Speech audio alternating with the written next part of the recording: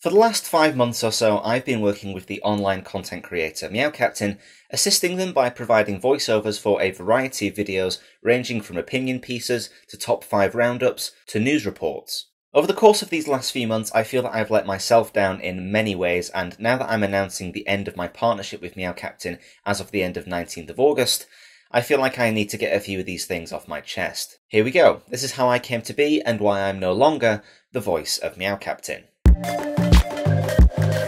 I've known Meow Captain for the best part of 3 years now, I'd say. My first interaction with them was when I used to upload regularly on this channel, and they used to comment on pretty much every single video. They were a pretty active subscriber. Back then, Meow Captain had cultured their own niche YouTube channel focusing on the game Space Engineers, and they were doing pretty well for themselves. Cut to March of this year, Meow Captain approached me via my Twitter DMs to ask for some help on a project they were working on. This next bit's going to be a bit challenging to explain professionally, as I no longer have access to those Twitter DMs, thanks to my Twitter account being locked. I'll do my best to paraphrase our DM exchanges accurately. So Meow Captain pitches me this commentary for the 5 alternatives to Space Engineers video, describing it to me as an experiment, which seemed reasonable to me and a natural evolution of the content that Meow Captain was already making. The script looked good and I had no issues with helping an internet friend out, so I recorded it and sent it over to them. I wasn't concerned at that point about being paid or acknowledged for my help. The way that the video was described was as an experiment, which to me sounded like a one-off. I thought of it more as a favour. A couple of weeks went by with Meow Captain returning to their usual upload schedule of subtitled Space Engineers videos before another script comes through my DMs in early April. This time reporting the news of a new patch note release for Star Citizens 3.1 Alpha. From April 8th to the 19th of August, all of the 34 videos uploaded to the Meow Captain channel have been voiced by me. The script kept on coming through my DMs, and as I've learned over the last few months, I have a real issue with saying no. I think it's this anxiety that I have about displeasing people unless I can absolutely help it, but whenever a commentary came through my DMs, I pretty much recorded it without hesitation. Let me explain how I was feeling when I started recording these commentaries in early April. I'd nearly finished my first year of university, during which I'd spent most of my time dealing with anxiety that severely affected my social life. I'd been unemployed for 6 months due to a colossal administration error by management, and my YouTube channel passion project that I'd been building up for 4 years had been left to stagnate for 8 months with 0 uploads. This comes close to one of the lowest points of my life, I think, and all I wanted to do back then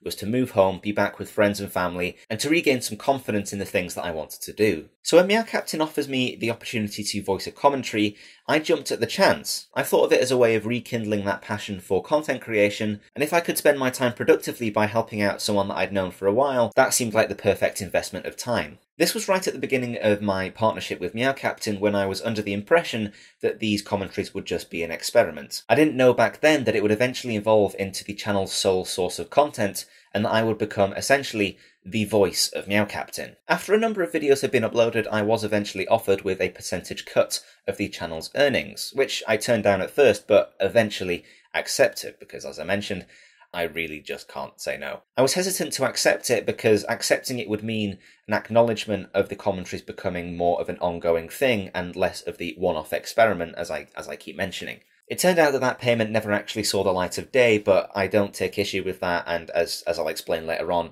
that's not something that I will ever ask for. Let me be clear here, I don't mean to put any blame onto Meow Captain. They were perfectly within their right to approach me and ask for help, and they've been perfectly polite with me with all of our interactions. What I'm trying to explain is that I feel like I've let myself down in a lot of ways by not being honest with how I was feeling at the time of accepting these commentaries and how they've continually affected my well-being. Which leads me to the 2 issues that I discovered while working with Meow Captain and why I can no longer continue to work with them. There were a few essential videos that made me question my involvement with Meow Captain, the first of which being the Why Gamers Already Hate Battlefield 5 video. This video took the negative backlash comments from the Battlefield 5 reveal and used it to push forward an opinion of why the Battlefield 5 reveal left such a bad taste in people's mouths. This video was controversial to me because at its core, it's an opinion piece using facts and references to put forward an opinion. I didn't agree with a lot of the opinion in that video, and so supplying my voice to a video and an audience that hasn't been given the opportunity to discern between the words of the writer and the voice of the commentator That was really dangerous to me, and I really didn't feel comfortable doing it. I did manage to persuade Meow Captain to put a end credits card at the end, just to finally discern who was the writer and who was the commentator, but I still didn't feel settled. I ended up making my own video in response to Meow Captain's to get my own opinion out there, but as you can see, it reached a much smaller percentage of the audience and probably an even smaller percentage of the original audience of that video. Providing my voice to a video that reports facts is all well and good, and I have no issue with that, but using my voice to voice an opinion that I don't agree with, especially where it's incredibly difficult to discern where I end and Meow Captain begins, that's not something I can morally agree with. Here's where the crux of our differences lie. The top 5 list videos and opinion pieces eventually evolved into journalistic content along the same lines as news reporting. Meow Captain's channel description reads, "Most gaming journalists these days either spread misinformation or push their opinion as fact. We strive to offer an alternate source of information fueled by actual journalism. We investigate and report only the facts, we expose fake news and censorship, and most importantly, we cite our sources." I mentioned that I was at university last year. The course I'm studying is actually broadcast journalism, so I've gotten to learn quite a bit about this area. Law and ethics was a huge module that I studied last year, which goes over most of the UK's laws and ethics regarding news reporting. Meow Captain has the right idea with reporting just the fact without the opinion, but in practice it's difficult to see where this pitch is actually worked into the scripts. Let me highlight with the video titled "The Game Theorists Mistreated Staff at E3 2018. This story covers the allegations that Game Theorist editor Ronnie Edwards mistreated staff during E3 2018. The first 3 minutes of the video are reasonably well presented. The basic facts of the story are well laid out, and comment is offered from both sides of the story, which helps make the report balanced. However, when we get to the comment from Ronnie Edwards, the person who allegedly mistreated staff, the explanation is introduced with this. Ronnie himself also answered to the post when asked on Twitter if it was true, but his response is really vague and doesn't answer much, if anything. This presentation of the comment gives an objective opinion, therefore potentially altering the opinion of the viewer watching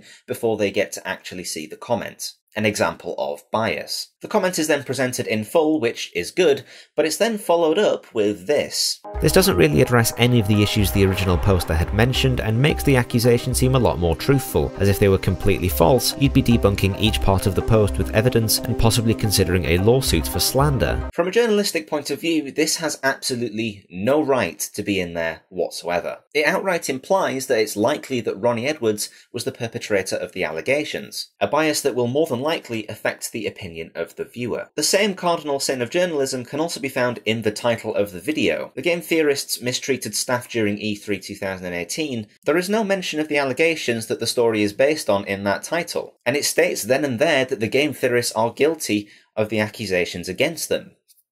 Bias. The Game Theorist news story continued over a further 2 videos, with the last of which being the unfortunate reporting of Ronnie Edwards' suicide. I'd like to take this moment to give my condolences to the friends and family of Ronnie Edwards. If you are struggling with mental health problems yourself, please reach out to one of the numbers that are provided on screen or in the description down below. That was a real turning point for me, because it was then that I realised that although we were only operating via a small YouTube channel, some of these videos were actually garnering quite a large audience. The first Game Theorist video received over 680,000 views. When a news story that results in the suicide of the accused, it is of paramount importance that the facts are reported as accurately and as ethically as possible. And I really don't think that that was the case in the way that the Ronnie Edwards videos were handled. These issues of bias recur in a number of Meow Captain videos, and as a student of journalism especially, it would be morally wrong of me to be complacent with ethical errors as significant as these, especially when the videos gain as many views as they do. I had been dropping tidbits of advice and help with Meow Captain to try and assist them in creating higher quality journalism along the way, but it wasn't until my last video, the IGN Dead Cells video, that I put my foot down and said that I would not go anywhere near a microphone until these things were changed. The IGN Dead Cells plagiarism video went through 3 different drafts before it was suitable for recording, and it took 2 days to get to that point, and Even now, I'm not so satisfied with how the end product turned out. It was at this point that I decided to hand my resignation to Meow Captain with an endpoint of the 19th of August and revoking all monetary agreement that was previously agreed. In response, Meow Captain offered to make me the co-owner of the channel, which would mean that I would have more input on the scripts to ensure that future videos were completely unbiased. While this would give me the opportunity to put my journalism skills into practice, the time spent working on the Dead Cells video was already difficult enough to fit around my practically full-time job and all of my other commitments. So I unfortunately had to turn them down, and we amicably ceased our partnership as of the 19th of August. A new voice for the Meow Captain channel has since been found, and new videos have begun to be uploaded again. I would like to thank Meow Captain for the opportunity that they provided with me, and I wish the best for the future of the channel. I hope that the criticisms and advice that I've dropped in this video and privately will be taken on board, because I do think that with the right guidance, Meow Captain has the potential for high-quality journalism. It just needs to be done without the bias and opinion. And thank you for watching to the end of this video and letting me get this story off my chest. It's been a significant source of contention in my head for these last few months, and it feels great to finally get it out there and set the record straight. If you watch Meow Captain's videos and like the sound of my voice, stick around. There's already a small backlog of videos on this channel, and I do have some plans to upload new ones in the coming weeks. I've been Josh Boyles, and I hope to see you in my next one.